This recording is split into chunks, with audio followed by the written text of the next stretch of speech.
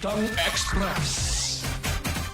Pagpapalawig ng termino ng barangay at SK officials, suportado ng Department of Interior and Local Government.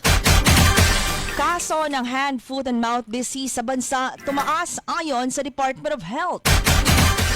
Pilipinong pari na tumulong at nagsilbi sa mga biktima ng drug war ng Duterte administration, pinangaralan ng Ramon Magsaysay Award. Sustainability at sapat na supply para sa 20 pesos per kilong rice, planado hanggang 2028 ayon kay NFA Administrator Lacson.